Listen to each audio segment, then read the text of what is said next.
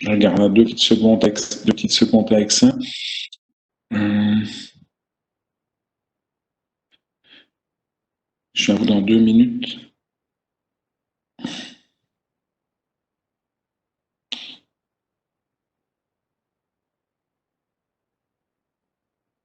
Bon, c'est pas très grave, je la trouverai un autre moment. Je pense que je les ai mis directement sur le cloud. Donc voilà. Mais voilà, c'était déjà parce que je sais plus qui m'avait parlé. Je vois Jean-Benoît qui répond. Et il m'avait parlé d'un Jean-Benoît, mais il m'avait pas donné le nom. Donc retrouver un Jean-Benoît dans presque 200 étudiants, c'était pas gagné. Donc merci Jean-Benoît de pouvoir me l'envoyer. Super. Voilà. On commence le cours comme d'hab par questions, remarques si vous avez. Arnaud, oui. Ok, pas de souci. Hein. C'est déjà les avoir, c'est déjà très très bien. D'organiser les relais Discord, c'est aussi super. Donc on commence le cours par petite question. D'abord hors cours, hors matière. Si vous avez des questionnements par rapport aux horaires, par rapport à quoi que ce soit, n'hésitez pas. Vous prenez la parole et on répond à ça. On fait ça pendant 5 minutes et puis on passera aux questions sur le cours. Alors, est-ce qu'il y a des questions de type organisationnel, d'examen, d'angoisse, de questionnement, de quoi que ce soit? Dites-moi.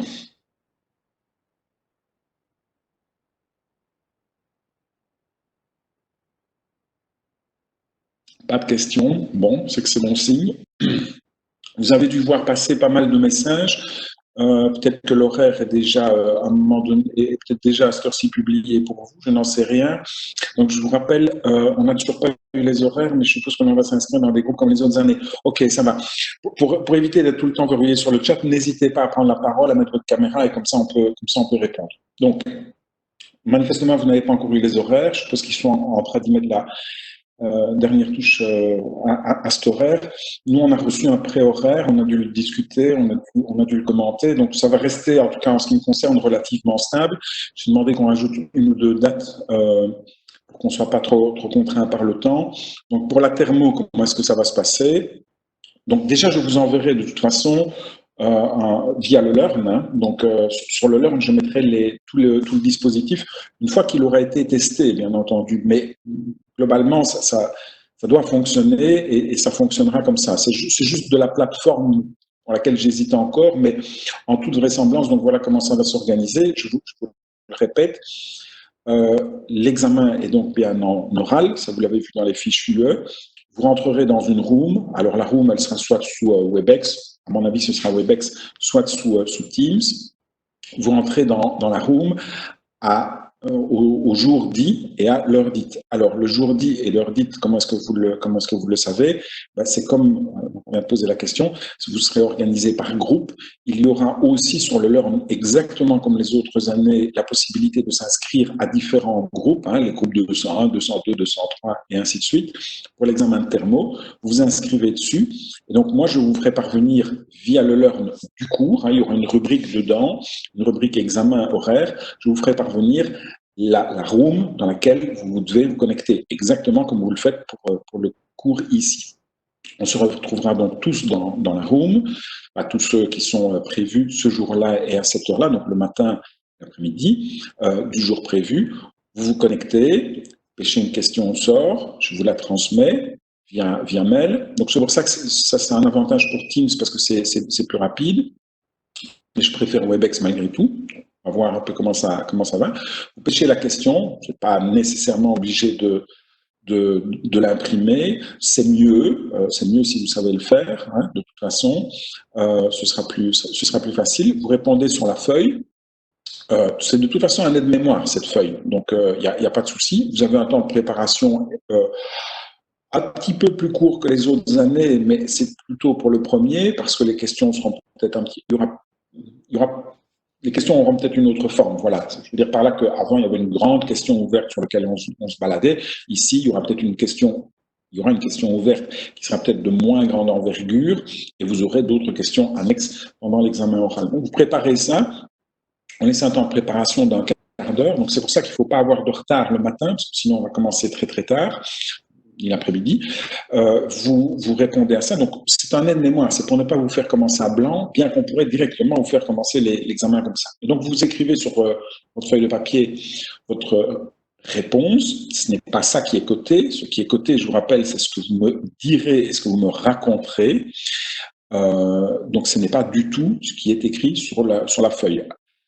C'est déjà le cas en temps normal, ça l'est encore plus dans ces conditions-ci, bien entendu.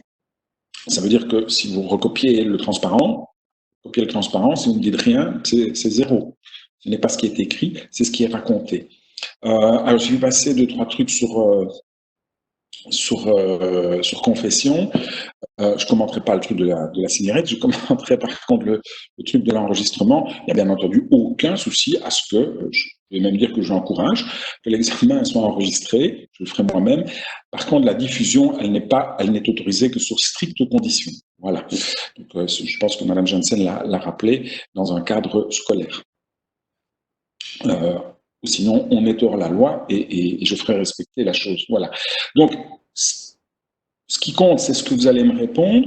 Sous quelle forme est-ce que vous allez me répondre? Alors, soit on ouvrira un Skype en parallèle pour faire les entretiens individuels, ou on va voir sous Webex s'il y a moyen de couper le micro, enfin mon micro pour certains, ce qui serait plus facile de rester sous la même room Webex. Si c'est pas le cas, c'est pas très grave. On passe sur Skype, et donc sur Skype, vous m'appelez sur Skype quand vous êtes prêts. Et on fait l'entretien individuel. Voilà. Une fois que vous avez fini, vous coupez votre Skype et puis vous coupez votre Webex et vous sortez, l'examen est fini. OK? Toutes ces consignes vous seront rappelées dans un document écrit. Donc, c'est vraiment le même format que les oraux d'habitude. Vous n'avez aucun stress à avoir par rapport à ça. Le document, il va formaliser si c'est Teams, si c'est Webex et compagnie. Pour ce qui est des horaires d'examen, l'horaire d'examen vous sera publié avec les groupes et vous inscrirez dans différents groupes. OK? Voilà. Est-ce qu'il y a des questions par rapport à ça ou est-ce que c'est plutôt plus ou moins clair pour tout le monde? OK, merci pour Maxime. Bon, manifestement, pas de questions là-dessus. Super. Donc, il nous reste cette séance-ci et puis la séance de la semaine prochaine. Je voulais aussi ajouter que il y aura donc, je vais mettre à disposition. On a encore cours la semaine prochaine, tout à fait normalement. Enfin, ce cours-ci et les autres cours qui sont à l'horaire aussi, tout à fait normalement. Et puis alors, il y a 2 semaines, qui sont 2 semaines, un peu des semaines tampons, où lors de la première semaine, c'est une semaine dite de remédiation, je n'ai pas trop le mot, mais voilà, c'est une remédiation. Et à cette occasion-là, on peut organiser une séance de questions-réponses sur la matière, si vous voulez, à un moment, pendant 1 heure et demie, comme si c'était un cours pour organiser ça. Alors, il n'y a aucune obligation à venir. Moi, j'attends encore un petit peu, j'ai encore des incertitudes dans mon horaire et le nombre de visioconférences est juste énorme. S'il était feu à gérer, un projet de recherche à manager et un autre projet de recherche à écrire. Donc, je vais voir un petit peu le moment auquel je peux le faire. Ce sera déjà pas le mercredi parce que ça, on va le garder pour les gens de Turbo Machine. On va peut-être essayer de le garder soit un lundi, mais c'est peut-être tôt dans votre bloc, ou alors fin de semaine. Je ne sais pas si ça vous arrange, vous pouvez me faire un petit signe, ou en tout cas, s'il y en a qui ont des contraintes. Voilà, je voulais prendre votre avis. Plutôt peut-être fin de la première semaine, genre le jeudi ou le vendredi. Comme ça, vous pouvez déjà avoir en tout cas relu, ou peut-être déjà commencé à étudier pas mal le cours de cette fameuse première semaine tampon, semaine de remédiation. Pendant cette séance d'1 heure, 1 heure et demie, vous pourriez poser vos questions et moi j'y répondrai. D'accord? Et puis la semaine après, c'est la semaine de bloc et puis après les examens commencent. Est-ce que ça peut vous convenir? Est-ce que vous avez des remarques par rapport à ça? N'hésitez pas, donc oui, ne commencez pas tous à dire moi ça me va. Bertrand Roumache qui répond, c'est gentil. Si vous avez une objection par rapport à ça ou une meilleure solution, n'hésitez pas à brancher votre micro, votre caméra et me dire quoi.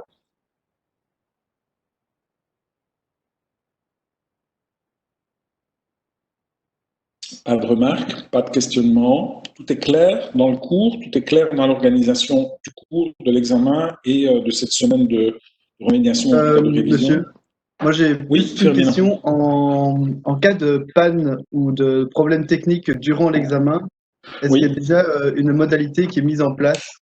Moi j'ai eu une panne de courant il y a vraiment pas très longtemps et du coup je me suis demandé, admettons que ça arrive pendant l'examen, qu'est-ce que je peux faire? y a pas grand-chose à faire. Imagine, tu viens à l'examen, tu viens en voiture et ta voiture se cartonne ou un truc. Qu'est-ce qui se passe? Est-ce qu'on met en place une procédure pour ça? Je ne sais pas, je me demandais, parce que bon, les probabilités de se cartonner en voiture sont quand même largement plus faibles que d'avoir un problème avec le Wi-Fi. Absolument pas. Enfin, Ça je dépend, pense pas, ça non. dépend de Je comment on trouve que conduit, mais non, je crois que c'est un peu c'est un peu le truc à la mode maintenant de parler systématiquement de connexions qui sont pas bonnes, de connexions qui flanchent, de panne de courant, ouais, du chat qui vient dézinguer le truc. On ne peut pas tout prévoir et on avisera au cas par cas, voilà. je me Sinon, c'est demandais juste s'il y ingérable. avait, ouais, voilà, s'il n'y a pas, s'il y a rien qui est mis en place, bah, Je pense c'est que pas bon signe.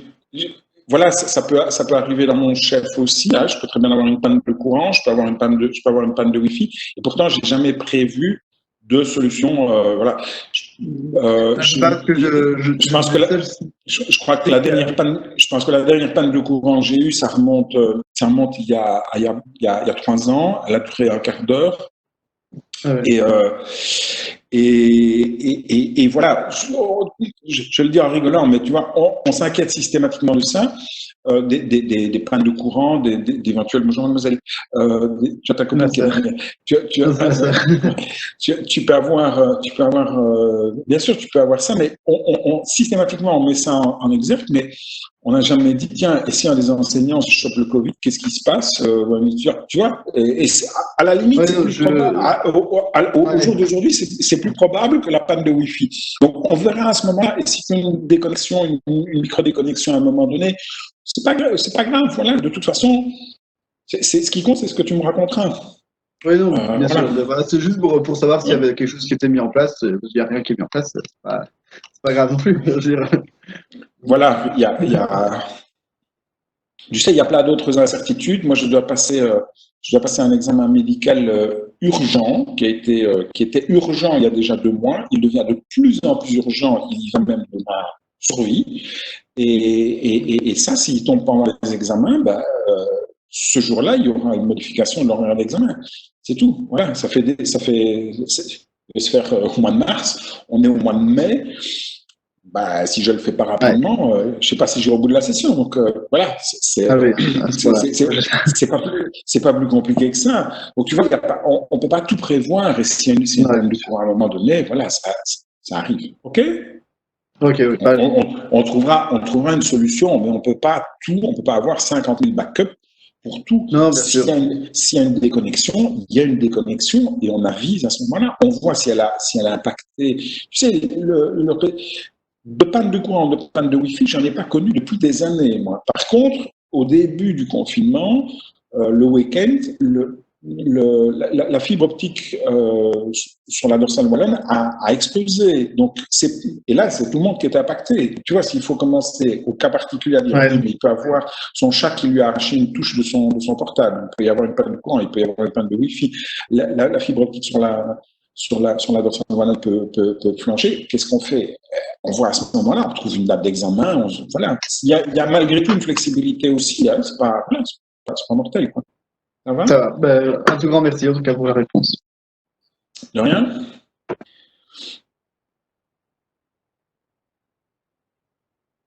Investi dans un groupe électrogène, Florent, c'est pas mal. Euh, c'est pas mal. Bah, on voit notre dépendance à la technologie. Hein, c'est pas plus compliqué. Voilà. Est-ce qu'il y a d'autres questions, d'autres remarques par rapport à ça ou pas?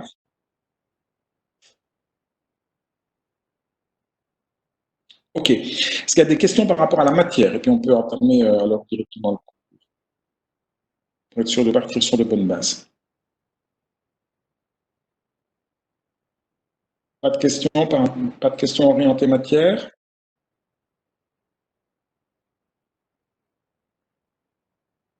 Ok. J'ai oublié une toute petite remarque. C'était concernant l'examen.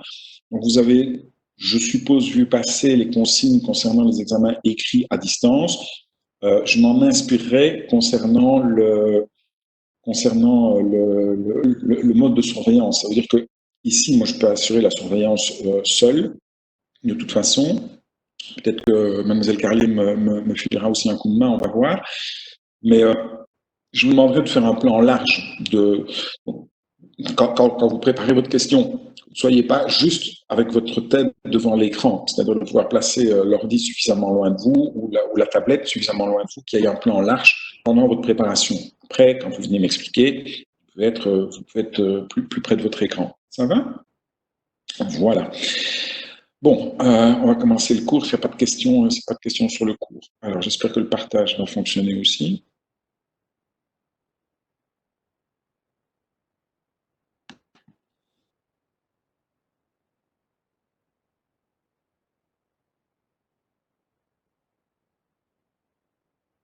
Est-ce que vous voyez mon PDF? Oui, merci Maxime. On va le mettre un peu plus grand. On va revenir ici.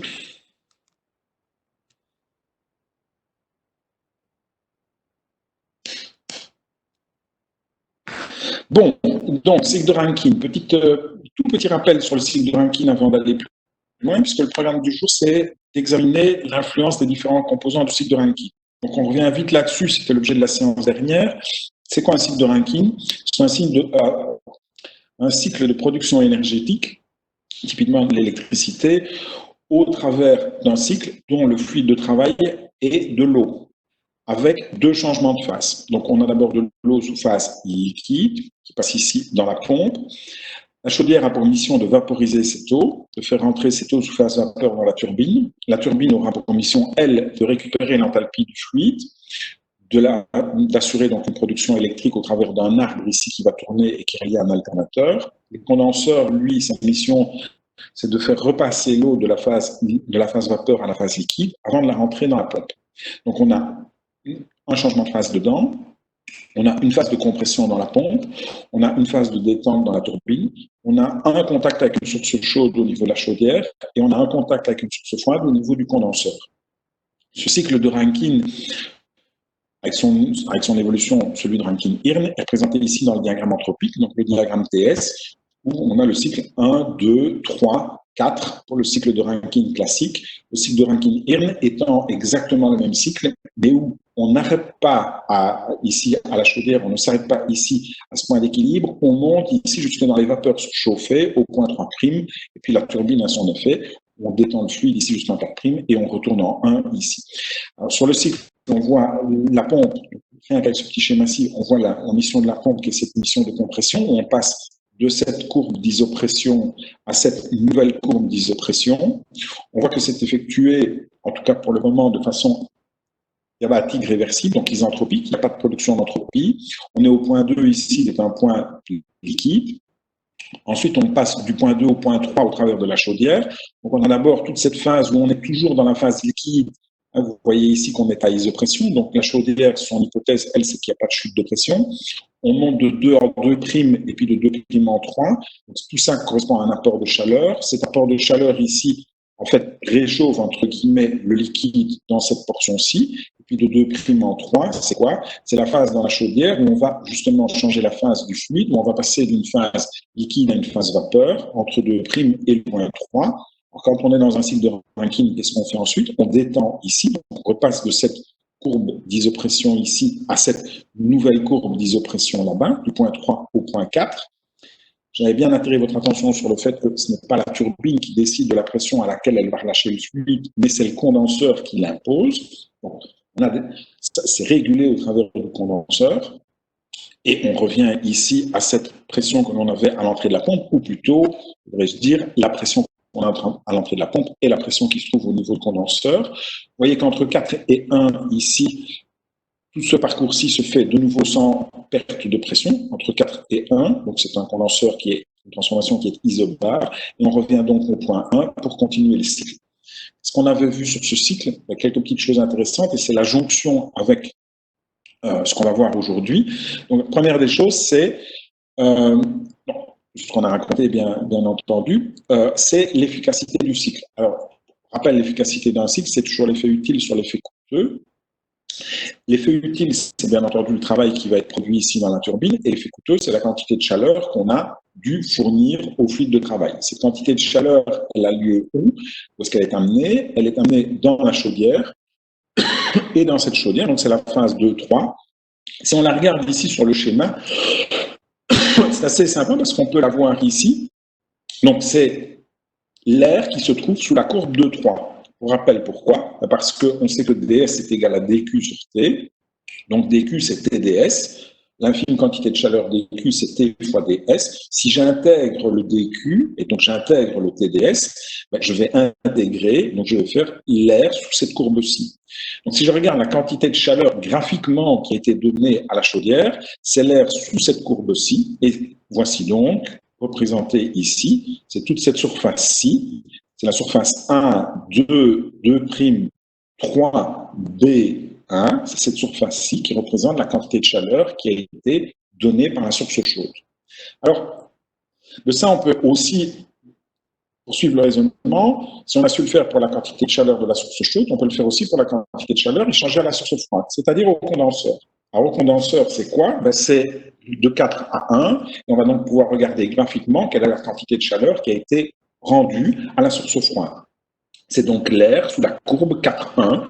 La courbe 4,1 étant ici. Voilà cet air ici.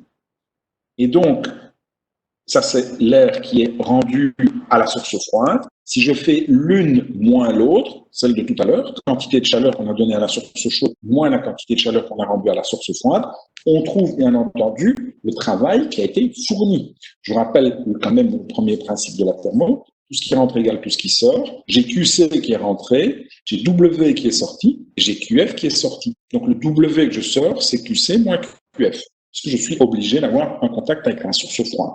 Donc si je fais QC moins QF, j'ai la quantité de travail fournie, et donc la quantité de travail fournie, ce sera quoi? Ce sera l'air 1, 2, 2', 3, 4. C'est donc l'air ici qui est formé par le contour du cycle, en réalité. Et donc, si on veut graphiquement la notion d'efficacité, l'effet utile sur l'effet coûteux, ce sera la proportion qu'a cet air-ci, 1, 2, 2', 3, 4, 1, par rapport à l'air qui correspond, celle donnée à la source chaude, donc par rapport à cet air-ci. Vous voyez? Alors ça, c'est ce qui est remis en fait dans le transparent qui suit. Ici, donc tout ça, on va expliquer au cours suivant, on vient de le rappeler maintenant. L'efficacité thermique du cycle, c'est cet air que je vous ai montré, donc l'effet utile sur l'effet coûteux. Alors en termes d'enthalpie, on le verra après, c'est pour ça que je l'ai mis entre parenthèses. Alors, première remarque, c'est bien entendu, le cycle de Rankine, il a une efficacité qui est inférieure au cycle de Carnot qui serait inscrit entre les deux mêmes sources. Pourquoi? Ça, on l'a vu tout au début du cours, pas ce cours-ci, mais tout au début de notre enseignement, qui disait le cycle de Carnot est le cycle qui a la meilleure efficacité possible entre les deux mêmes sources. Entre les mêmes sources chaudes, mêmes sources froides. Donc, si je prends une source froide qui est à, j'invente bien degrés Celsius, et une source chaude qui est à 600 degrés Celsius, si j'y mets un cycle de Rankine, j'aurai une certaine efficacité. Si j'y mets un cycle de Carnot, j'aurai une efficacité qui sera meilleure. Le cycle de Carnot, c'est celui qui présente la meilleure efficacité. Alors, on peut essayer de trouver le cycle de Carnot ici. Il est assez simple. Quelle est la température de la source chaude? Dans un cycle de Rankine, c'est 2'3. La voici ici, la TC. Et la température de la source froide, la voici ici, c'est TF. Quel est le cycle de Carnot qui correspondrait à ça? C'est tout simplement le cycle 1', 2', 3, 4, 1. Je rappelle que dans le cycle de Carnot, on a ici une compression adiabatique réversible, on a un échange de chaleur avec une source chaude, mais qui est isotherme, donc il n'y a pas de... rappelons-nous que le cycle de Carnot, c'est le cycle idéal, entre guillemets, même s'il n'a pas une efficacité de 100%, lui. Donc c'est le cycle qui va n'avoir que des transformations réversibles. Et donc les irréversibilités, elles peuvent venir d'où? Soit du côté mécanique, et ici on n'en a pas, on voit qu'on est adiabatique irréversible, ici, de 1' à 2', donc on n'a pas d'irréversibilité mécanique, de 3 à 4, on a encore une transformation qui est faite de façon isentropique, et puis on a le contact avec la source chaude ou le contact avec la source froide, qui sont faites comment? Qui sont faites de manière isotherme. Donc on a un échange de chaleur, mais on reste dans une transformation réversible, puisque on a cette transformation isotherme. Donc voilà le cycle de Carnot qui s'inscrit entre la même source chaude et la même source froide. On peut se poser la question, tiens, le cycle de Carnot est le cycle qui a la meilleure efficacité, on a la température d'une source chaude, on a la température d'une source froide, pourquoi pas mettre un cycle de Carnot alors dedans? Ce serait quand même plus efficace. On ne le fait pas, pour quelle raison? Une raison très simple, c'est que ce cycle-ci, le cycle de Carnot qu'on vient de voir, en fait, il casserait tout simplement la pompe. La pompe ici, vous voyez que c'est entre 1 et 2. Et entre 1 et 2, qu'est-ce que vous faites? Si on zoome un peu ici, entre 1 et 2, vous passez d'une phase liquide ici à une phase liquide là-bas, qui est mise sous pression. Si vous le mettez dans un cycle de Carnot, vous allez passer d'une phase qui n'est pas une phase liquide, mais d'un équilibre de phase ici en prime, qui est donc un mélange de liquide et de vapeur. Alors ici, le mélange, si on regarde d'après le titre, ben, on est quand même plus du côté liquide que du côté vapeur, Dieu merci, mais la phase vapeur n'est pas négligeable non plus dans ce cas-ci. Et vous allez donc comprimer, ou en tout cas vous allez essayer, vous allez demander à la pompe de vous comprimer quelque chose qui est de la phase vapeur. Et la pompe, elle ne peut manger que de l'eau. C'est bien ça le problème. Donc ça ne va pas, au risque ici de casser, casser votre pompe. C'est pour ça qu'on amène cette transformation ici jusqu'au point 1, jusqu'au début de cette phase liquide, et puis on a la compression. Alors, le prix à payer de ça, bien entendu, c'est lequel? C'est toute cette production d'entropie pendant la phase de chauffe. Vous voyez qu'ici, dans le cadre du cycle de Carnot, il n'y a pas cette production d'entropie pendant la phase de chauffe. Si elle augmente ici l'entropie, mais elle diminue là-bas. Donc, c'est opération blanche vierge au total, opération nulle quand on regarde sur le cycle. Alors qu'ici, qu'est-ce qu'on va avoir? On va avoir cette production d'entropie pendant cette phase de chauffe. On va amener le fluide de là à là, et tout ce delta S, ici, il est coûteux pendant cette phase de chauffe. Après, ici, on retombe dans une transformation qui est comme si c'était une transformation réversible. Okay? Donc voilà pourquoi on peut pas mettre un cycle de Carnot en lieu et place d'un cycle de Rankine.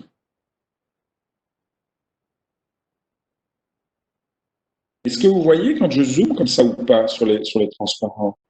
Quelqu'un peut me mettre ce que je... Yes, ok, merci Victor. Alors, on va passer ici. Donc, tout ceci, tout ce que je viens de vous raconter est résumé ici dans ces quelques lignes. Donc, pourquoi pas utiliser le cycle de Carnot? Compression d'un réponse, donc en dessous, car la compression d'un mélange diphasique liquide-vapeur présente de grands dangers, donc ce qu'on appelle des coupes liquides, et la compression en phase liquide se réalise facilement avec une énergie beaucoup plus faible. Alors ça, truc assez intéressant ici, on a donc le cycle de Rankine, il exige deux changements de phase. On passe d'une phase liquide d'abord dans la pompe à une phase vapeur, on va arriver dans la turbine, et puis on repasse de la phase vapeur à la phase liquide au moyen du condenseur, tout ça pour amener uniquement de l'eau dans la pompe. Donc on considère qu'on a deux changements de phase. Puisqu'on a ces deux changements de phase, les températures des sources peuvent pas être n'importe lesquelles dans un cycle de Rankine. On a une borne inférieure et on a une borne supérieure. La borne inférieure, c'est le point triple de l'eau, qui est, je vous le rappelle ici, qui est à 0,006 atmosphères, et c'est pour ça qu'il faut revenir le 0,01 degré Celsius. Hein. Donc, en clair, vous ne pouvez pas mettre une source froide qui ferait qu'à un moment donné, votre eau ne serait pas de l'eau liquide, mais serait de la glace. Ça va nettement moins bien aller. On n'a jamais vu un cycle de Rankine avec un frigo américain. Donc, on est limité à cette température pour la source froide. Et on a le point critique. Si vous retournez voir dans le transparent que vous avez, dans le chapitre que vous avez demandé de lire, on a ce point critique qui est à 218 atmosphères et 374 degrés Celsius, où on a à ce moment-là l'eau qui passerait dans une espèce de maelstrom, c'est une espèce de plasma. C'est le point max que l'on peut atteindre. Ça veut dire que de facto, on a une borne supérieure pour l'efficacité du cycle de Rankine. Pourquoi? Parce que si on faisait fonctionner un cycle de Carnot entre cette température de 0,01 degré Celsius et la température de 374 degrés Celsius, on aurait quoi? On aurait une efficacité qui serait de 57% pour ce cycle de Carnot. Comment est-ce que je peux la calculer? On a vu que l'efficacité du cycle de Carnot, c'était quoi? C'était 1 moins TF sur TC. Attention, TF et TC exprimés en Kelvin. Donc, je ferai 1 moins TF, ce serait le 0,01 degré Celsius, c'est-à-dire à la grosse louche 273 Kelvin. Et sur le TC, je mettrais quoi? Je mettrais 374 plus 273.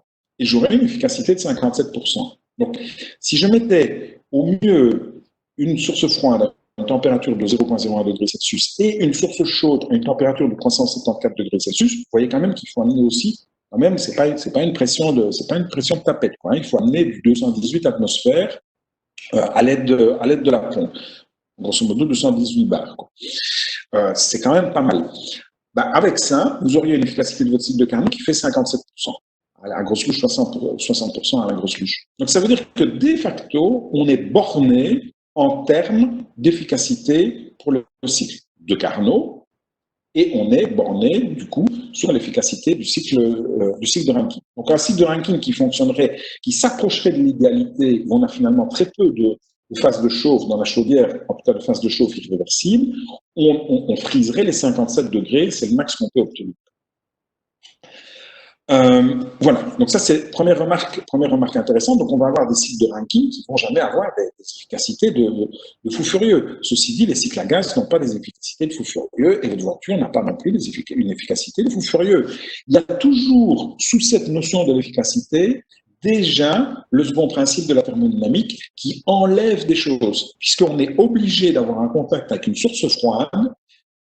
Ça enlève déjà de l'efficacité. Il suffirait de mettre le cycle de Carnot en lieu et place de celui que vous considérez, et vous verrez que vous ne serez déjà pas à une efficacité de 100%. Et ça, c'est donc bien le fondement de la thermo, c'est de dire, quel que soit le cycle que vous allez mettre, même si vous mettez un cycle de Carnot, vous ne serez pas au 100%, plus ou moins. Donc ici, on est à 57%. Votre voiture, ce sera exactement la même chose. Il y aura inévitablement un contact avec une source froide qui ferait que vous ne serez pas déjà à une efficacité de 100%. Et après, il faut ajouter toutes les autres pertes. Par exemple, dans la voiture, une fois que la thermique a fait son effet, vous allez encore avoir toutes les pertes mécaniques de la transmission. Ce qui fait qu'on a globalement un rendement global pour votre voiture qui est de l'ordre de 30%. Pour 100 joules investis en chaleur dans votre système cylindre-piston, vous atteignez péniblement les 30 joules récupérés à votre roue. OK? Alors, suite de ça, quand on travaille avec de l'eau, comme fluide de travail dans le cycle de Rankine, c'est pas obligé de prendre de l'eau. Classiquement, c'est de l'eau. Pourquoi? Parce que ça coûte pas très cher. Donc, avec cette eau, et que c'est un bon fluide caloporteur, donc avec cette eau, si on prend l'ambiance comme source froide, au niveau du condenseur, donc avec une température ambiante de, allez, on va dire autour des 20 degrés Celsius, plus ou moins 20 degrés Celsius, votre condenseur, il doit être sous vide. Pourquoi? Enfin, sous vide, ça veut dire qu'il doit atteindre des pressions qui sont inférieures à une atmosphère pour repasser en phase liquide au niveau de votre condenseur. Ce qui veut dire quoi, ça? Ça veut dire que ça va compliquer la construction de la machine, de tout le cycle, ainsi que la machine motrice, donc, qui est la pompe, parce qu'on va avoir un rapport de détente qui est élevé. Donc, pourquoi est-ce qu'on a ça? Ça veut dire tout simplement que vous allez devoir mettre votre eau liquide sous pression, à un bon niveau de pression et de température pour pouvoir récupérer de l'enthalpie dans votre turbine, et puis que votre turbine, elle va détendre fortement, puisque votre condenseur doit être sous vide. Sous vide, c'est pas le 0 bar absolu, c'est 0,05 bar, grosso modo, souvent ça qu'on a, 5 centièmes de bar. Ça veut dire qu'on a un vide poussé. Et donc, on a une chute de pression qui est importante au niveau de la turbine, et on a un apport de pression qui est important au niveau de la pompe. C'est donc, ces machines vont être soumises à de fortes contraintes mécaniques. C'est ça qu'on entend par, donc c'est ce qui complique la construction de la machine, une turbine qui détendrait du fluide de, j'invente, 15 bars à 1 bar, c'est pas la même chose qu'une machine qui détend du fluide de 15 bars à quasiment 0 bar, 0,05 bar. C'est pas facile à concevoir et il y a de fortes sollicitations mécaniques. Alors, l'autre souci au niveau de la turbine, c'est cette histoire de, vous allez voir où je vais en venir avec ça, c'est attirer votre attention sur les difficultés au niveau de la conception de la turbine et ce qu'on peut faire. Alors, il y a un autre problème qui est la condensation partielle lors de la détente qui rend difficile l'emploi de turbine et l'utiliser avec une machine volumétrique va limiter les précipices. Donc, si je reviens momentanément sur ce schéma-ci, vous voyez qu'inévitablement, parce que vous descendez dans votre turbine ici de 3 en 4, avec un processus qui est réversible mécaniquement, vous arrivez ici sous la cloche, donc qui n'est pas en phase, en pure phase vapeur. Vous avez ce mélange de vapeur et de liquide. Et ça, une turbine telle qu'elle est là, qui est une turbine vapeur, elle aime moins.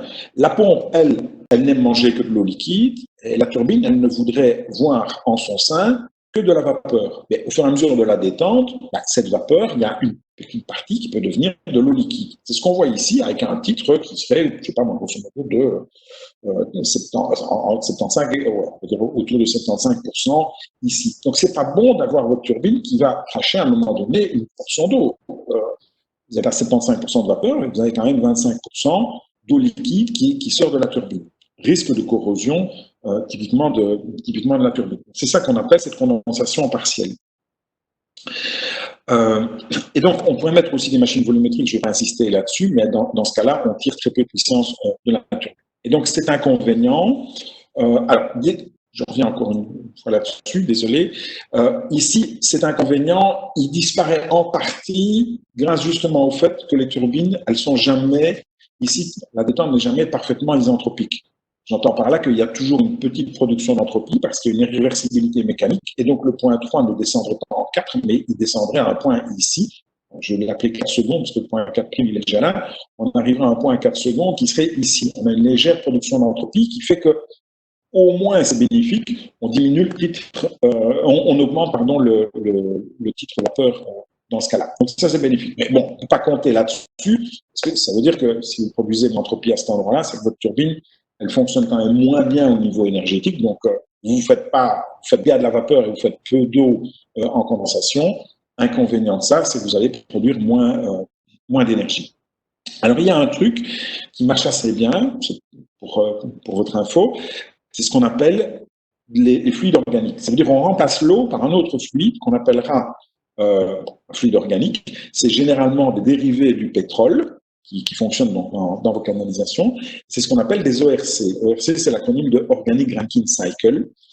Vincent Lemort, collègue à Liège, est justement spécialiste de ces ORC. Alors, il y a d'autres problèmes avec ces ORC, bien entendu, c'est le côté, par exemple, inflammable de la chose, et que la pompe, c'est pas non plus top et qu'il faut mettre d'autres types de compresseurs en lieu et place. Mais en tout cas, ces fluides-là présentent un avantage, c'est que la cloche de saturation, elle est penchée vers la droite dans le diagramme anthropique. Donc, autrement dit, vous n'avez pas une cloche ici qui est bien verticale.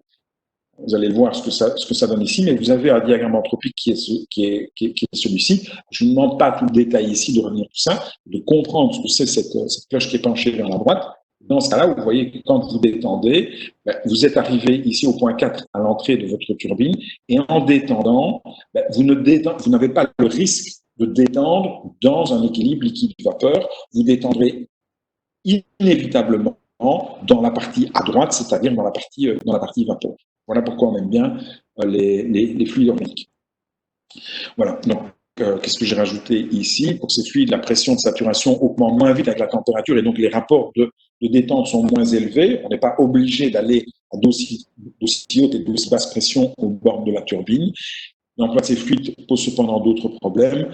C'est l'encombrement des machines et surtout le côté inflammable des composés qu'on peut avoir. OK. Alors, petite pause avant d'enchaîner. Est-ce qu'il y a des questions par rapport à ça? Ça n'aille pas trop vite. Moi, monsieur, j'ai une question sur la nature d'un fluide organique. C'est quoi? C'est genre de l'huile ou quelque chose comme ça? Un dérivé du pétrole. Ah, ok. Ça peut être Pour l'instant, on retient ça. Voilà, c'est pas de l'eau, c'est un dérivé du pétrole. Ça va? Okay. Voilà. Il y a une chaîne carbonée dedans. D'autres questions?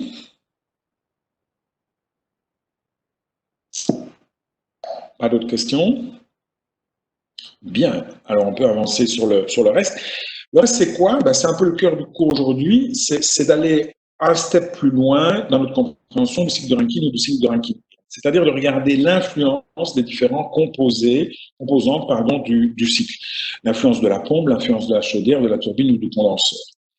Influence à quel niveau? Influence au niveau, bien entendu, de l'efficacité du cycle et aussi peut-être du titre que l'on va sortir à la sortie de la turbine, puisqu'on a vu que c'était quand même un des points critiques. Alors, le premier effet qu'on va regarder ici, c'est l'effet de la pression au condenseur. C'est de dire, tiens, suivant le condenseur que j'ai, s'il est plus ou moins bien ce condenseur, bien insignifiant, il va me permettre de chuter fort en pression ou pas, qu'est-ce que ça va m'amener dans le cycle?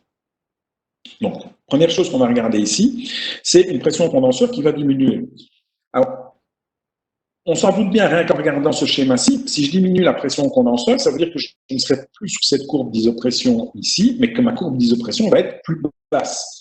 Et donc, en étant plus basse ici, on se doute déjà de quelque chose, c'est que ma détente au niveau de la turbine va me permettre de fournir plus d'énergie. Je vais pouvoir rendre plus, puisque le saut d'enthalpie entre l'entrée de la turbine et la sortie de la turbine sera plus important. On le voit au niveau des températures. Attention à ne pas tomber dans le travers de dire, puisque la température serait plus basse ici en sortie, j'aurai un point 4 qui serait plus bas, ben, directement relier la température à l'enthalpie. Ce n'est pas H est égal à Cp fois T. Je vous rappelle, on a des vapeurs, on n'a pas des gaz ici. Donc, on n'a pas H qui est égal à Cp fois T, malheureusement. Comment est-ce qu'on l'a? Au travers des tables thermodynamiques. Donc, c'est pour ça que les exercices sont assez importants. Je ne sais pas si vous entendez le bruit derrière moi, c'est une parenthèse, mais c'est le premier jour du déconfinement, donc faites gaffe. Il n'y avait plus aucune bagnole dans cette rue, et ici, depuis 3/4 d'heure, c'est un flot continu de bagnoles. C'est incroyable. Bon, allez, je reviens à mes moutons. Donc, attention, l'enthalpie en 3 est plus importante que l'enthalpie en 4. On le sait, c'est cette saut d'enthalpie qui va permettre cette diminution d'enthalpie, cette enthalpie que récupère la turbine qui produit le travail. Et si je peux abaisser mon point 4, ma température, je vais sortir de ma turbine à une pression plus faible, je vais sortir à une température plus basse, et en réalité, je vais pouvoir amener le fluide en 4 à une enthalpie plus basse. Ce n'est pas parce que H est égal à Cp fois T. Il faut aller voir dans vos tables, voir qu'à un degré de pression moindre, ici, vous allez avoir une enthalpie qui sera moindre au nouveau point qu'à l'ancien point. Okay?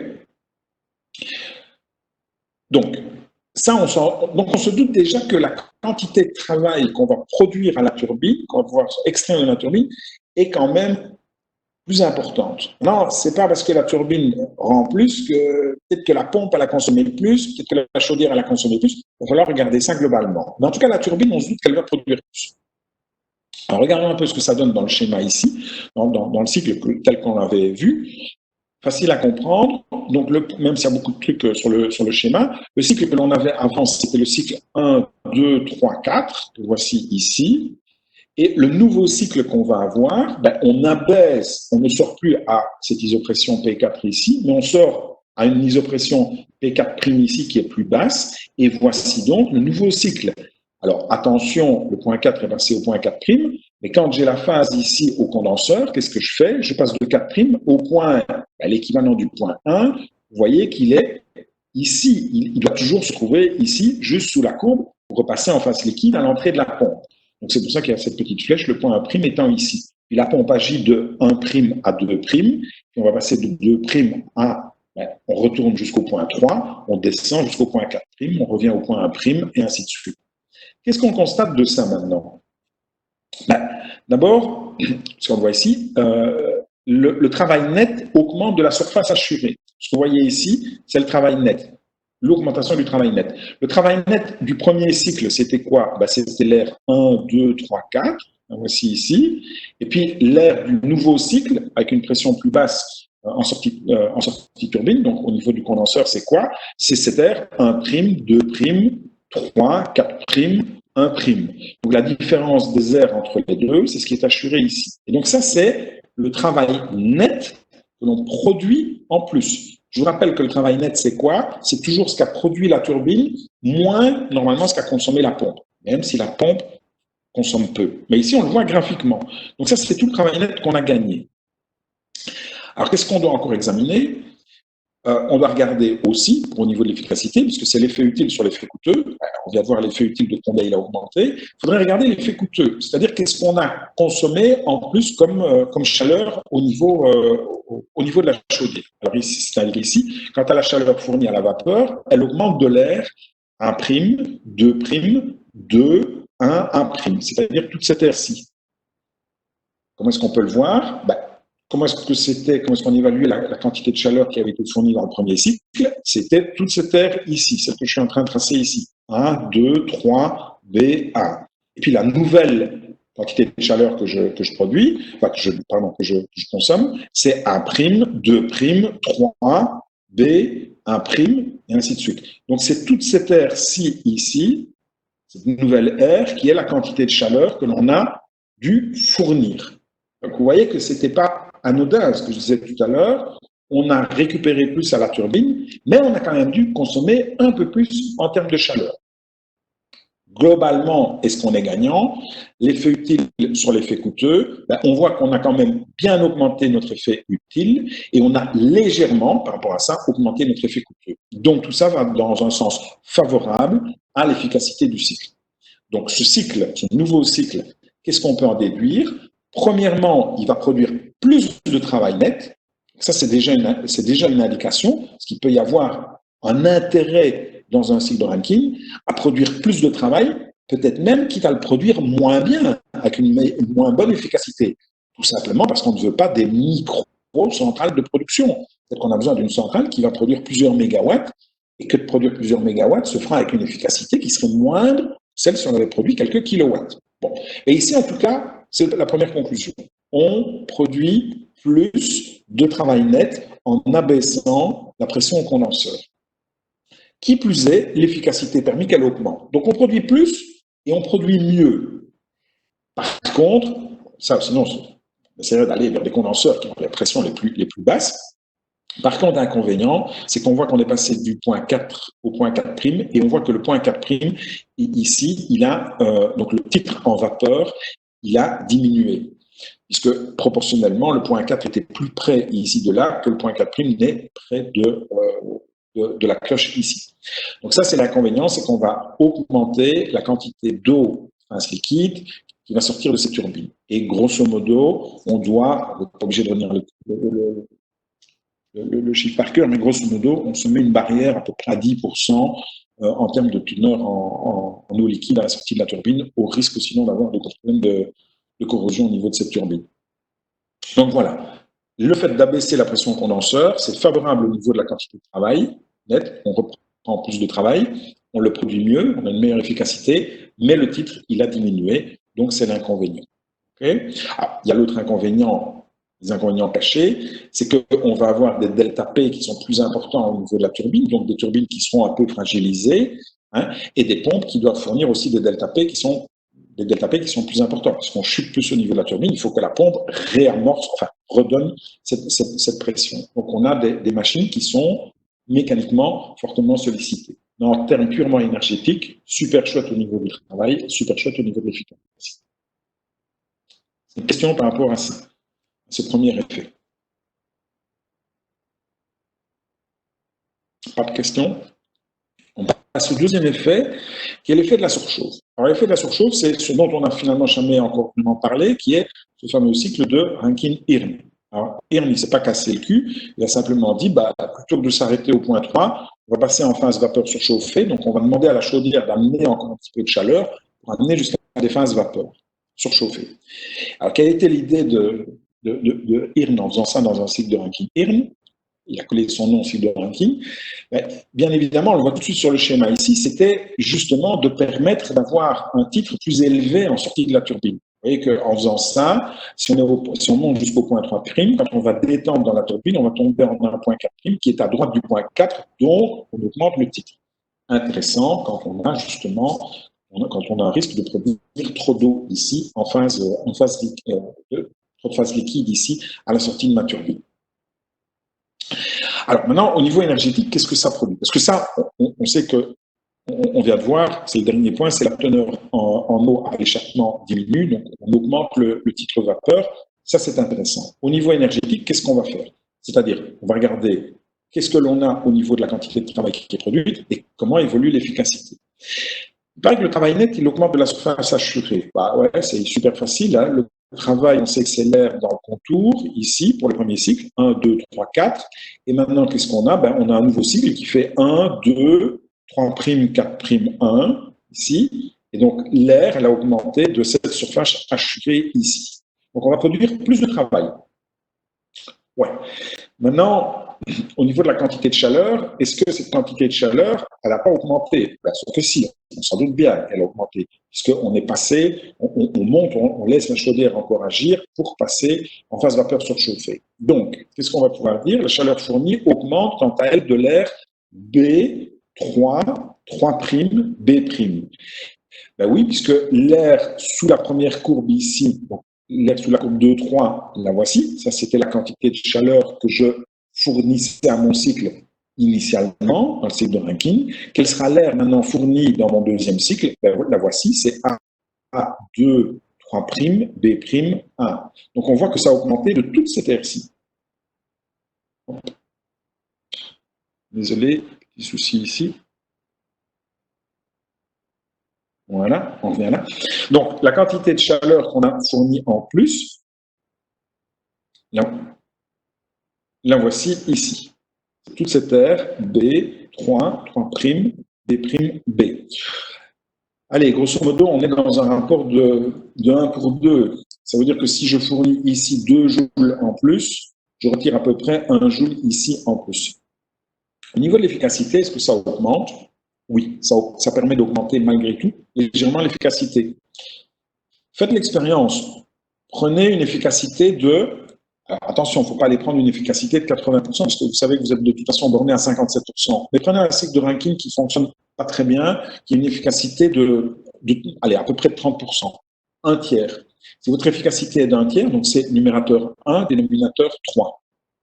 Ajoutez-lui à ça, enfin maintenant prenez le nouveau cycle, vous allez avoir quoi en termes d'effet utile?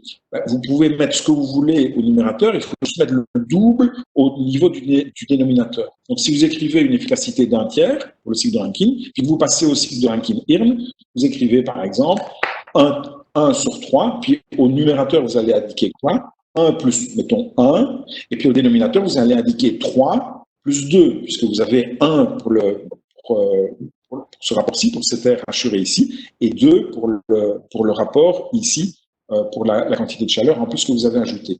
Donc finalement, vous passez d'une efficacité d'un tiers à une efficacité de 2/5.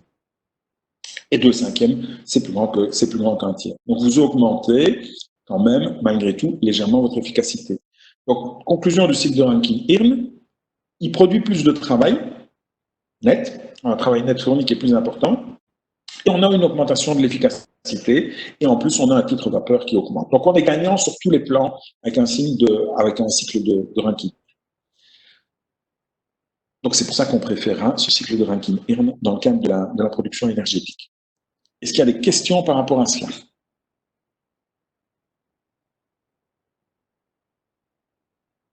Pas de questions? Branchez le micro, n'hésitez pas. Il ne faut pas hésiter une seconde à poser les questions. Moi, j'ai une petite question, mais c'est pas vraiment théorique, c'est plus d'un point de vue pratique. Un condensateur, c'est fait comment exactement? Un quoi tu dis?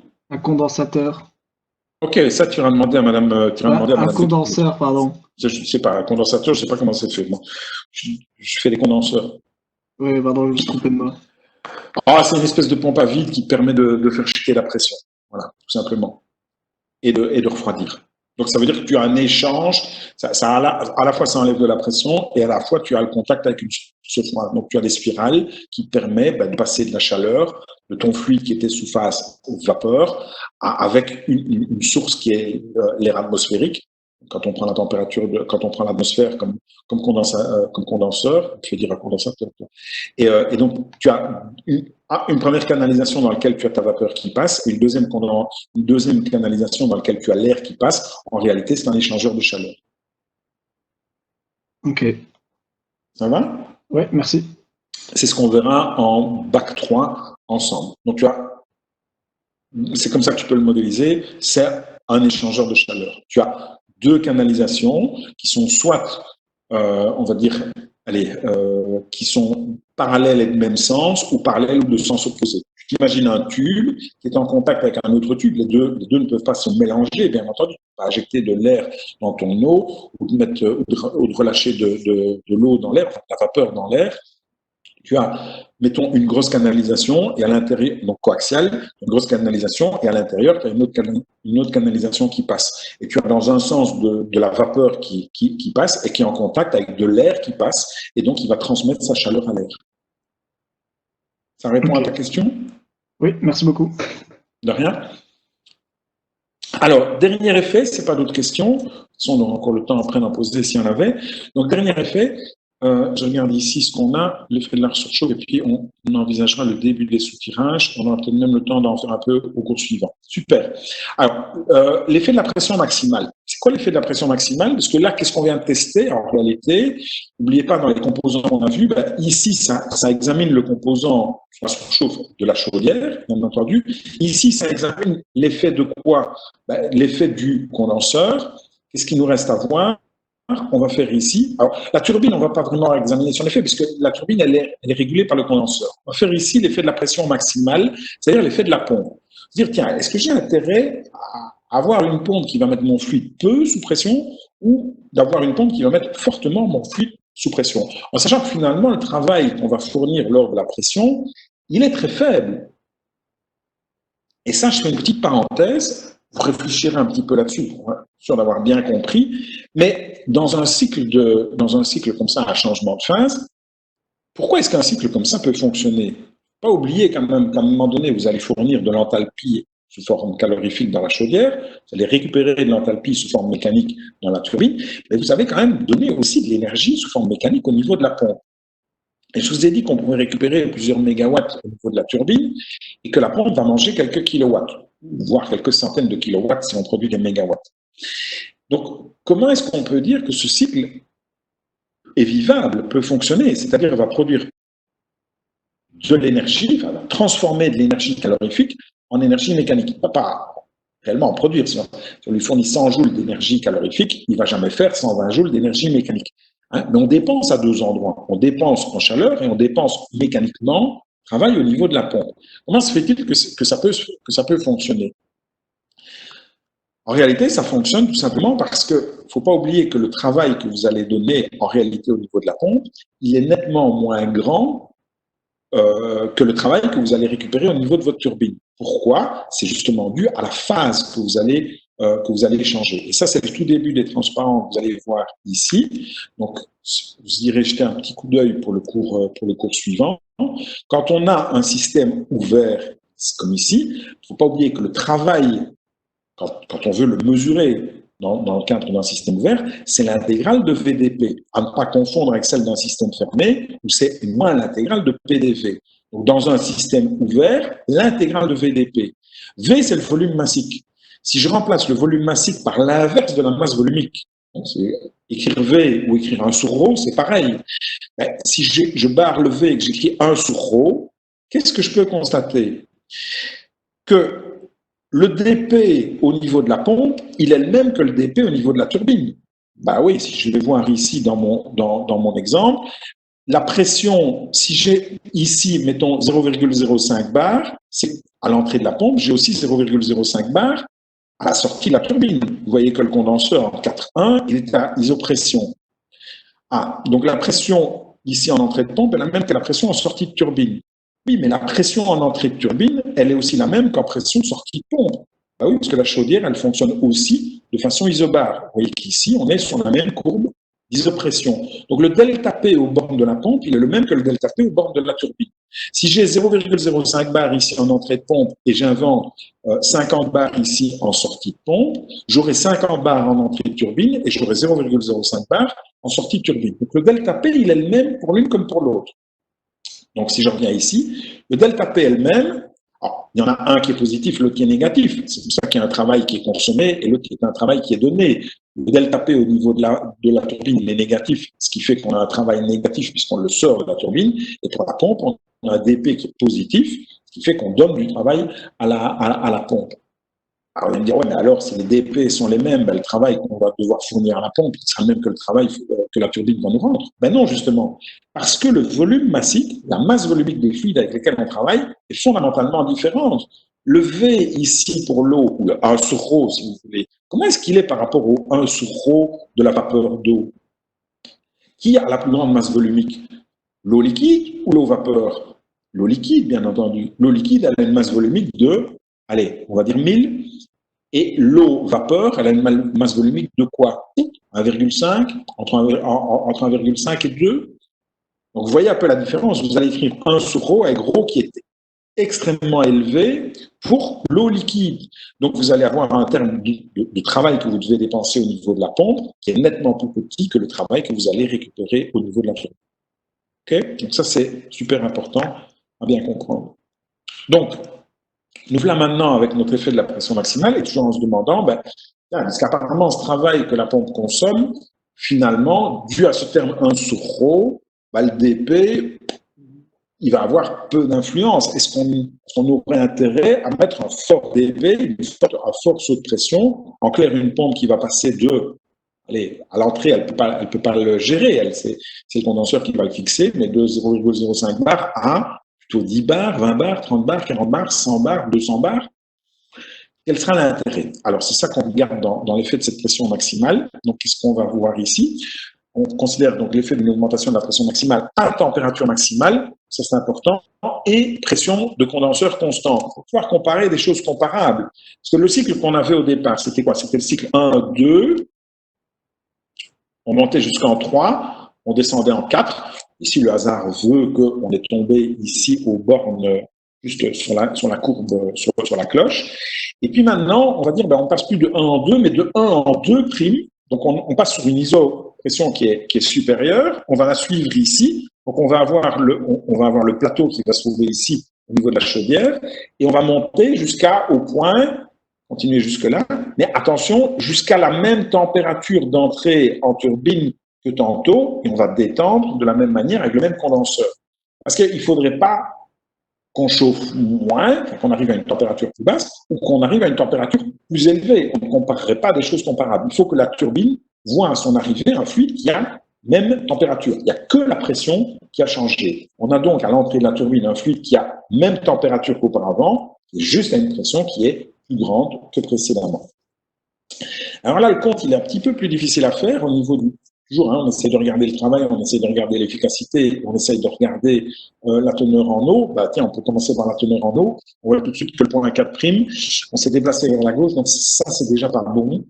On va avoir plus d'eau sous phase liquide qui va sortir de ma turbine dans ce cas-ci. Ça, c'est pas l'idéal. Donc, le fait de mettre la pompe plus sous pression, c'est pas top au niveau de la corrosion de la turbine. Bon, on va regarder en tout cas au niveau du travail et on va regarder au niveau de l'efficacité.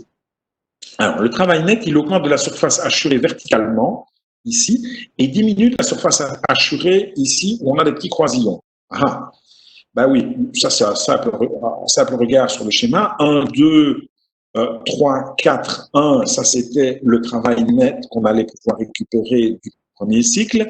Maintenant, le nouveau cycle, on va pouvoir récupérer le contour ici, l'air sous le contour que je suis en train de dessiner ici. Donc, on voit qu'on a augmenté de cette portion-ci, mais qu'on a diminué de toute cette portion-là. Tantôt, on montait jusque-là et on avait ça. Maintenant, on ne monte plus que jusqu'ici et on a ceci. Okay? Donc, et on devrait encore assurer cette petite portion-ci ici aussi.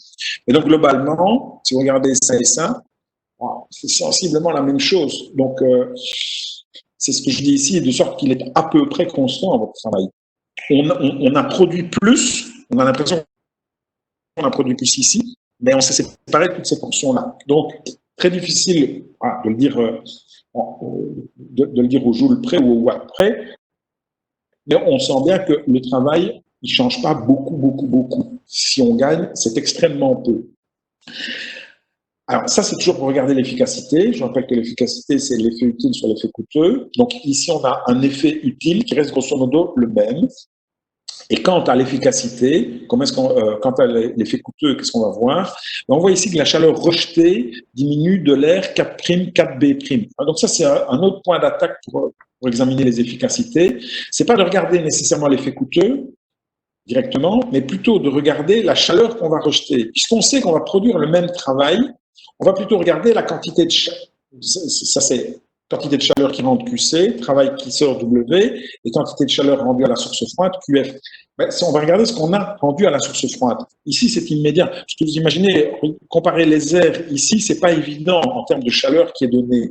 Par contre, on peut regarder facilement la quantité de chaleur qui est rejetée à la source froide, ce coup-ci.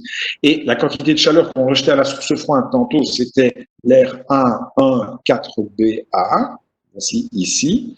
Et la nouvelle quantité de chaleur qu'on rend à la source froide, c'est cet air-ci. Donc ici, on a diminué la quantité de chaleur rendue à la source froide. Par conséquent, si on produit le même travail en rendant moins à la source, en rendant moins à la source froide, qu'est-ce qu'on a sur la quantité de chaleur rendue à manger à la source chaude? Ben, ça veut dire qu'elle est légèrement inférieure.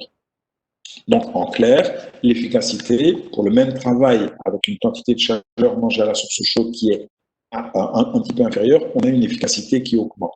Donc, c'est intéressant en termes d'efficacité d'utiliser une pression qui est plus grande. Mais attention, on va produire la même quantité de travail. En clair, on va produire la même chose, on va le produire mieux, avec une meilleure rentabilité, une meilleure efficience. Par contre, on dégrade la qualité du fluide à la sortie de la turbine. Donc, si on vous proposait de faire passer une pression une pompe, de remplacer votre pompe par une pompe qui va fournir plus de pression, vous dites, je ne vais pas fournir plus de travail, je ne vais pas avoir un cycle qui va fonctionner, va me fournir beaucoup plus de kilowatts ou de mégawatts en plus, ce sera grosso modo la même chose. Par contre, au niveau de la rentabilité, ce sera meilleur. Mais d'un autre côté, je vais dégrader la qualité du fluide à la sortie de la turbine. Et donc, il faudra regarder à ne pas monter non plus trop haut ici en pression pour éviter d'avoir un point 4' et qui, si je montais encore un peu plus en pression ici, ben, se déplacerait de plus en plus vers la gauche et donc diminuerait la qualité du fluide de travail en sortie de turbine. Voilà. Est-ce que c'est clair pour tout le monde? Je regarde l'heure qu'il est. Est-ce qu'il y a des questions par rapport à ça déjà?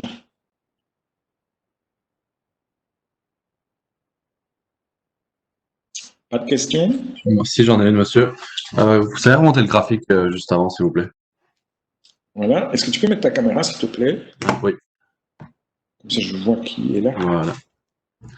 Voilà. Du coup, je ne vois pas trop bien comment vous avez expliqué que on rendait plus à la source froide. On rend moins à la source froide. Non, mais je ne vois pas très bien comment vous avez expliqué ça. Ben, quelle est la quantité? Donc, le condenseur, la source froide, c'est quoi? C'est entre ce que j'expliquais au début. Hein. Le condenseur, c'est quoi? C'est 4,1 ici. Oui. Voilà, c'est 4,1. Donc, c'est l'air sur la courbe 4,1. Alors ici, quel est l'air sur la courbe 4,1 de mon premier cycle? Ben, l'air sur la courbe 4,1, la voici. On est d'accord? Oui, ça va.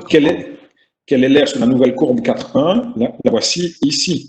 Donc, fatalement, celle-ci est plus petite et elle est plus petite de cette quantité ici. Donc, on a moins rendu à la source froide.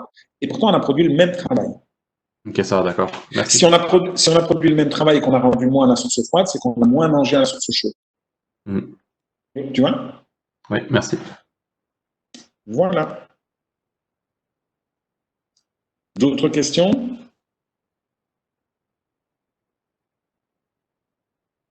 Pas d'autres questions? Ok. Alors, il reste encore un petit peu de temps, donc on va le mettre à profit. C'est jusqu'à 14h10, c'est ça? Je ne sais jamais avec vos autres cours. Oui? Ok. L'effet d'une resurchauffe. Alors, c'est quoi l'effet d'une resurchauffe? C'est juste que vous compreniez ce que c'est, parce qu'il y a des exercices qui sont consacrés à ça. On ne va pas l'analyser ni du niveau de l'efficacité, de la quantité de travail. On peut éventuellement le regarder au niveau de la qualité du fluide de travail qui sort de la turbine. Et c'est quoi le principe de la resurchauffe? Vous le voyez ici. Bon, je vais détailler le cycle ici, que vous le compreniez. Classique, la pompe, 1, 2, passez dans la chaudière, vous êtes en 3, vous rentrez dans votre turbine, et puis qu'est-ce qui se passe? Plutôt que d'aller avec votre fluide directement dans le condenseur, vous faites une repasse. Vous faites en fait un refill de chaleur.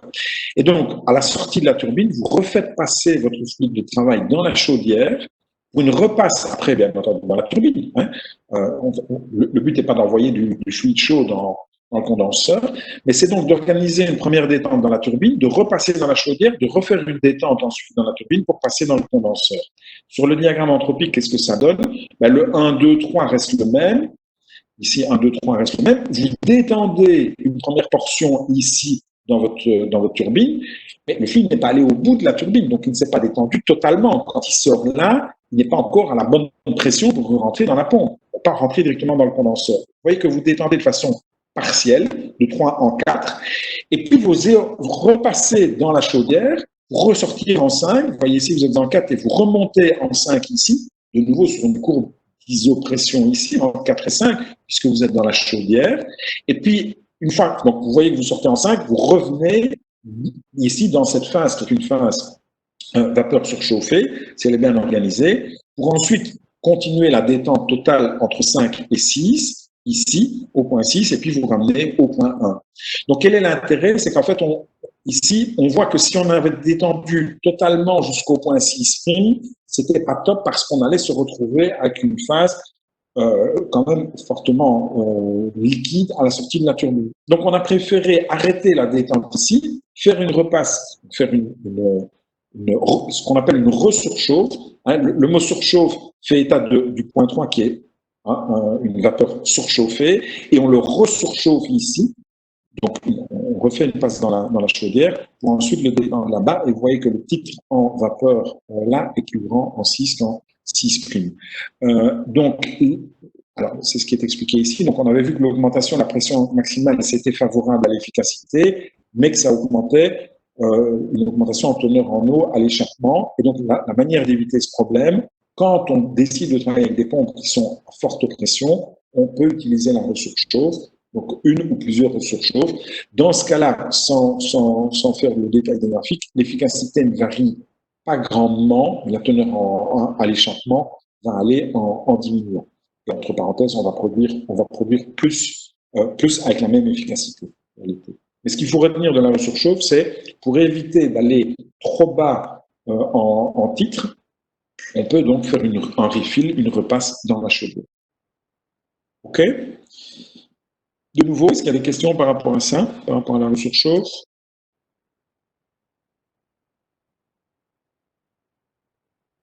Pas de questions? Bonjour, monsieur. Oui, allez-y. C'était pour savoir si au niveau de la resurchauffe, la turbine, c'est la même turbine ou il y a deux turbines? Non, c'est la même. En général, il peut y en avoir deux, peu importe. En général, c'est la même, c'est ce qu'on appelle des turbines à étage. Donc, tu fais passer. Une turbine, c'est quoi? C'est jamais que des roues d'aubage, si tu veux, qui sont l'une derrière l'autre. Et donc, ton fluide rentre, il subit les premiers étages de la turbine, il passe dans la première roue, dans la deuxième roue, dans la troisième roue, et puis à un moment donné, il y a un piquage, on réextrait le fluide, il rentre ensuite dans la chaudière, et puis il re-rentre. Il avait fait les 3 premiers étages, donc la turbine a 10 étages, et bien il fait les 7 derniers après. Ça, c'est une technique et c'est la même turbine, même casing. Tu peux très bien envisager une turbine qui a 3 étages. Comme ça, il fait tout dans la première turbine et puis il rentre dans la chaudière et puis il rentre dans une deuxième turbine où il y aura cet étage dedans. Okay, merci. De rien. Alors, je vais introduire ça, comme il nous reste un tout petit peu de temps, on va valoriser encore les 5 minutes qui restent ici, sur l'effet des soutirages. Je vous avais dit qu'on n'allait pas voir les soutirages, mais on aura le temps quand même d'en faire une partie, en tout cas du soutirage, qui est quand même pas mal. Et puis donc, la semaine prochaine, on en aura presque fini avec ce chapitre-ci, on finira le soutirage, et on passera surtout au chapitre sur la pompe à chaleur. Pour rappel, la pompe à chaleur, même s'il y a beaucoup de transparents, beaucoup de blabla dedans, il y a 2 transparents qui sont fondamentaux. Il y a une partie que je vous supprimerai. Il y a 2 transparents qui sont fondamentaux, qui expliquent le principe de la pompe à chaleur. Et le principe de la pompe à chaleur, ce n'est jamais qu'un cycle de Rankine, mais inversé. Donc, on ne tourne pas dans le sens moteur, on tourne dans le sens récepteur. C'est pour ça que c'est très important de bien comprendre ce cycle de Rankine. Alors, juste pour introduire l'effet du soutirage, comme ça, c'est pas à faire la semaine prochaine. Le principe du soutirage, c'est quoi? Vous le voyez ici, dans ce schéma-ci, qui a l'air un peu compliqué. Vous allez voir que ça va se simplifier à la longue. Ici, ce n'est jamais que la chaudière, mais on a pris la peine dans cette chaudière de vraiment détailler les 3 portions. Si vous voulez, cette portion-là, c'est la proportion qui va réchauffer l'eau liquide qui est à basse température. Ici, c'est la portion de la chaudière qui va vaporiser cette eau liquide. C'est le fameux plateau. Vous voyez, entre 5 et 6, ici, on va vaporiser cette eau. Et puis, entre 6 et 1, c'est l'étage de surchauffe de votre fluide. Donc, tout ça, c'est jamais qu'une boîte grise, ici en pointillé, qui est finalement la chaudière. Le principe du soutirage, donc avant, qu'est-ce qu'on faisait? La vapeur, elle était détendue dans la turbine, elle passait dans le condenseur, et puis elle était prise dans une pompe et elle retournait dans la chaudière. Et on s'est dit, en fait, on ne va pas détendre la totalité du fluide dans la turbine. On va en fait faire une détente partielle ici, une certaine portion de fluide ici, et cette portion de fluide qui va ici de 1 à 7, vous le voyez ici, l'autre allant de 7 ensuite à 2, cette portion-ci, ce débit Q'(M), on va voir ici, eh bien, cette portion de fluide qui est en fait, vous le voyez ici, au point 7, on sort en phase vapeur surchauffée, on sort de la vapeur surchauffée. Cette première portion, donc vous aviez tout votre débit de fluide qui arrivait ici dans QM, vous aviez tout votre débit massif QM.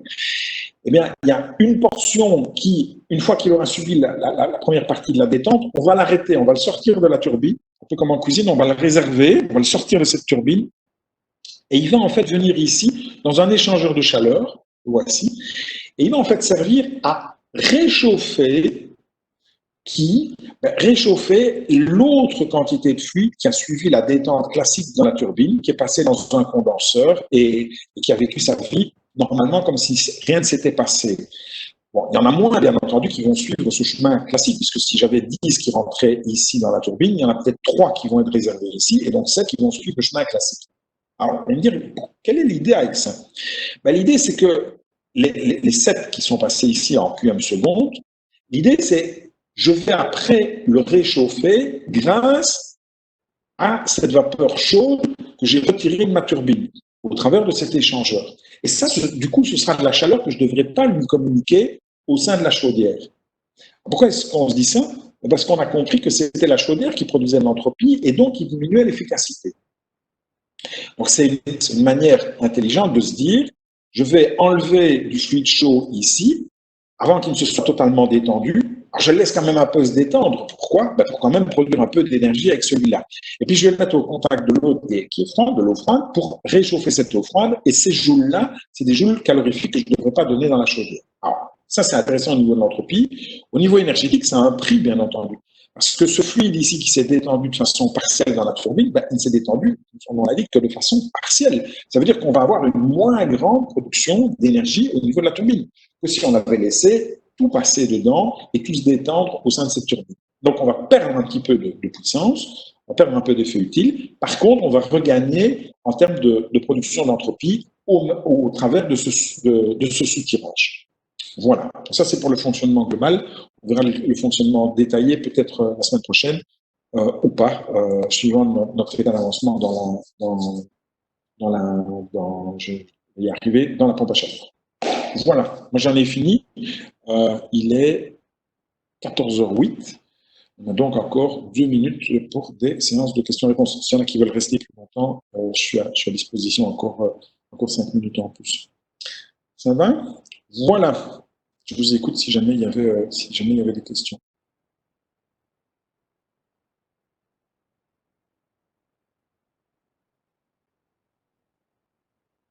Monsieur, j'ai une question.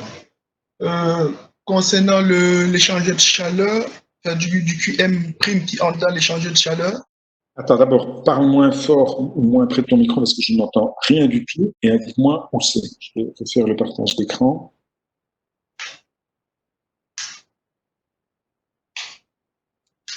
Je t'écoute. Ouais, au niveau de... Je ne sais pas si ça va maintenant.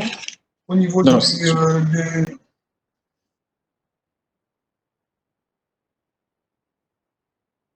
Oui, ok, on peut passer à la question suivante. Donc, je rappelle les consignes, mettre ta caméra, indiquer sur quel slide il s'agit.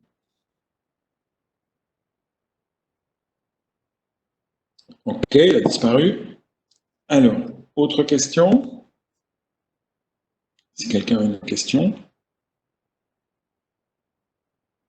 Pas d'autres questions? Moi, monsieur, j'ai une question. Je ne sais pas Oui. si vous me voyez. Oui, je te vois. Donc, vous avez expliqué que la pression en sortie de la turbine, quand la vapeur fait toute la turbine, est imposée par le condenseur. Tu es où dans le cours? Parce que tu vois, si dans les cycles de Rankine, ici, ça marche aussi dans la partie du débit qui fait l'entièreté de la turbine et qui passe dans le condenseur juste après. L'entièreté du débit, donc c'est le Q1 seconde. Oui, ok. Ainsi. Oui, c'est ça. Oui. Et vous disiez que la pression de ce fluide-là est imposée par le condenseur. Tout à fait, oui. Pour Qm', c'est qu'est-ce qui impose la pression? Très bonne question. Donc, pour le QM' ici, donc celui ici, en partie ici, tu vois que tu vas descendre de 1 à 7 et tu vas t'arrêter ici. Et en fait, c'est l'échangeur de chaleur qui sera ici. Et c'est pour ça que je disais tout à l'heure qu'un condenseur, ce n'est jamais qu'un échangeur de chaleur. Tu vois? Ok. Alors on dit condenseur parce que ça condense et qu'on veut attirer l'attention là-dessus. Mais le principe de fonctionnement, c'est un échangeur de chaleur. Donc ici, le 7, c'est cet organe-ci, c'est cet échangeur de chaleur-ci, qu'on pourrait presque appeler un condenseur, mais c'est parce qu'il n'y a pas une vraie condensation à l'intérieur qui se fait, qui va imposer la pression en sortie de turbine. Ça va? C'est une très très bonne question. En fait, tu dois retenir que quand ça sort de la turbine à sa sortie, elle sort avec le fluide, il sort à la pression qu'il veut. Si c'est à pression atmosphérique, il sera à pression atmosphérique. C'est ce qui est en aval de la turbine qui régule ça. Oui. Ça va? Donc ici, pour le point 2, c'est le condenseur, c'est ici. Et pour le point 7, c'est ici, c'est organe-ci. Ok. Oui, merci. Ça marche? De rien?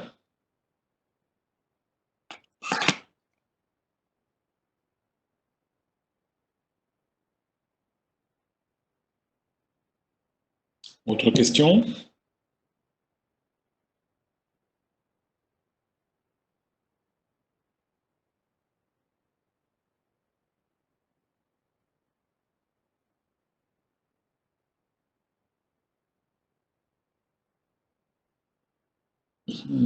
Oui, je ne vois rien dans le chat.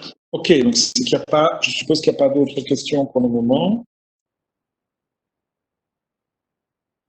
S'il n'y en a pas d'autres,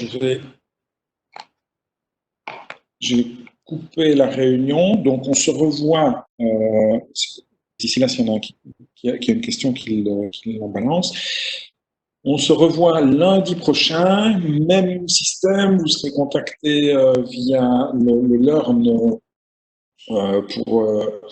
pour le mot de passe de la réunion. On fait les soutirages dans le ranking, on fait la pompe à chaleur et puis on conviendra d'un moment alors sur la semaine, vous enverrez ça sur la semaine de révision. Je ne vais pas le mettre maintenant parce que je vais être noyé de réunion cette semaine-là et donc on va glisser ça entre 2-3 réunions et 2-3 autres choses. Ça va? De toute façon, vous, à ce moment-là, vous n'avez plus de cours. Je suppose que vous n'avez pas d'examen hors session. S'il y en a qui sont là, est-ce qu'ils peuvent me le confirmer oralement, qu'il n'y a pas d'examen qui tomberont sur cette session-là, ou que vous n'êtes pas noyé de remise de projet, par exemple? C'est ma crainte. Vous avez disponibilité? Oui, monsieur. En bac 3, le cours de programmation est en oral avant session. Oui, enfin, je suis en bac 2, là. Oui, d'accord. Nous, on est en bac 3 et j'ai le cours. Voilà, je vous en informe. Ah oui, ok. Oui, merci. Oui, sorry, Olivier. Oui, c'est des gens de bac 3 qui ont le truc. Et c'est quand tu dis mercredi? Non, c'est juste entre la fin des cours et le début de la session, on doit passer l'oral de programmation. Oui, ok, bon, ouais, donc c'est sur ces fameuses 2 semaines, c'est pas nécessairement sur la semaine de. Oui, non, voilà, mais ok. Si je pouvais vous donner l'information, je vous la donne. Quoi. Oui, c'est très gentil. Maintenant, je ne pourrais pas tenir compte de toutes les contraintes, primo des miennes, puis secondo si c'est des semaines de remédiation et que des enseignants font passer des examens à ce moment-là, c'est à eux qu'il faut en vouloir, c'est pas à moi, quoi. Ouais. Oui, bien sûr. Genre de truc, c'est une semaine de remédiation.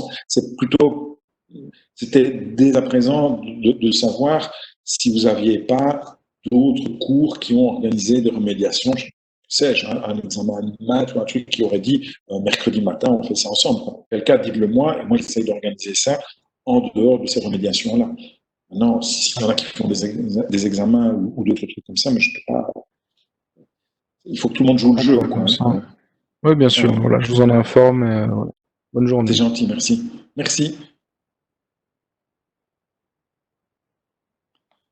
Donc, le magicien d'Oz, Olivier Zéber. Oui, une question? Oui. Il y a le 12 et le 13, je crois qu'il y a les présentations d'économie. Attends, c'est qui me parle? Megan? Le 12 et le 13, on a les présentations d'économie. Des présentations pendant la semaine de remédiation, idem, quoi. Enfin, c'est quoi ce bordel, quoi? Moi aussi, je veux bien mettre des examens. C'est vrai que dans l'horaire, en fait, avec Carlier, on a regardé est-ce qu'il n'y a pas assez de groupes aussi. Sinon, moi aussi, je peux mettre des examens à ce moment-là, hein, si on fait des présentations. On peut faire des présentations pendant le temps des examens. Ok, ça va. Donc, 13, c'est pas un souci parce que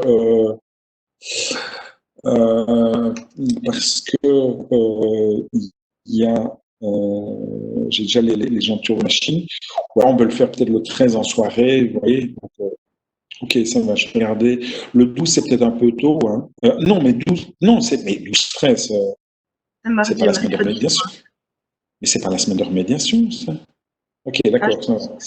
Non, mais moi je parlais de la semaine de remédiation ici, tu vois. 12-13, c'est toujours dans la journée, dans les trucs de cours. Moi, je vous parle de vous mettre cette séance dans la semaine du 18 au 22. Ok, merci. Ça va? Merci. Maintenant, le 21, c'est sûr, c'est férié, donc. Ouais, les gars. Ça se peut que ce soit le 21, vous savez, parce que franchement, s'il faut des examens, des hors-sessions, des présentations, des jours de congé, ça devient. Moi, je veux bien, hein, mais voilà, si on flingue en plus une date dans la semaine, ça devient un peu hardcore, quoi. Hein. Moi, je veux bien, maintenant, voilà. S'il n'y a pas de moment, c'est pour ça que je dis ça, c'est qu'il n'y aura rien de programmé ce jour-là, puisque c'est férié. Oh, on n'en sait rien, on peut tout imaginer. Maintenant, voilà, c'est pas une séance de cours, hein, c'est du truc en plus, quoi. C'est juste ça que je veux dire. Hein. Puisque c'est de l'extra, donc autant profiter. Donc. Voilà, moi j'essaye de ne pas le mettre trop tôt dans la semaine, pour pas que ce soit. Si ça clope pour le vendredi, je mettrai le vendredi, comme ça il n'y aura pas de problème que ce soit férié. Mais s'il n'y a pas moyen, il n'y a pas moyen. Quoi. Ça va? Comme ça, d'accord, merci. De rien. Autre truc? Bon, essayez de relire le cours hein, pour que ce soit le plus profitable à la fois la séance de la semaine prochaine. Vous pouvez déjà, bien entendu, je vous le rappellerai dans l'heure, pour ceux qui restent, vous pouvez lire, bien entendu, les transparents, puisque vous savez ce qu'on va faire, et bien entendu les lire pour maximiser l'efficience de la séance. Ça va? Voilà, s'il n'y a pas d'autres questions. 2h20, je suppose que vous allez avoir un autre cours. Autre remarque, autre angoisse ou quoi que ce soit, vous n'hésitez pas.